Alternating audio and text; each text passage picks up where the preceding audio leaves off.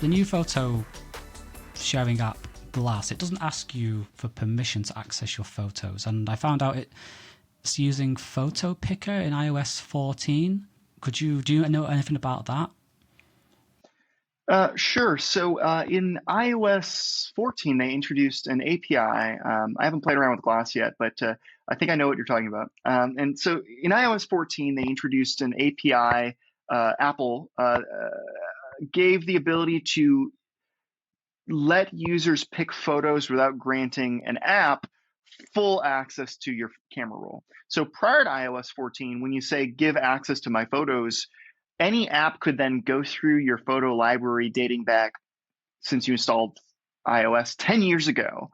And it's also a little scary now with things like device side machine learning, where we wrote about this on our blog a few years ago. You could actually run on your iPhone a machine learning vision model that could actually go through your camera roll and see how many photos of Coca-Cola have you taken photos of, and then report back to Pepsi, this is a Coca-Cola user, right? And so it would be this creepy way of looking through your camera roll and collecting information that you don't realize you're exposing. Or here's another classic example is that photos have GPS data attached to them. So it'd be very easy, hypothetically, to create a map of all of the locations you go to over the course of a week and see, oh, you're in downtown. Well, there's a new Joe and the Juice opening. Let's show you more ads for the one that's opening in your area, right?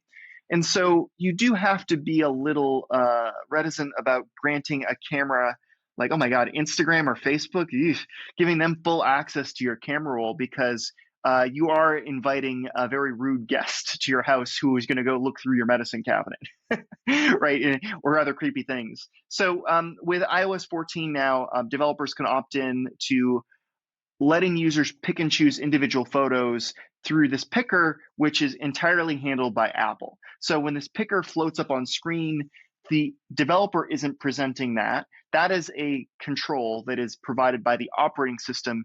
And so the app just gets this black box response of here's the photo the user picked. You don't know how many photos are there. You don't get any other photos, just this one photo they handed you. And so I think that's what's going on there. So are they looking at hashes, or are they actually seeing the actual photos that you're taking when you give them permission?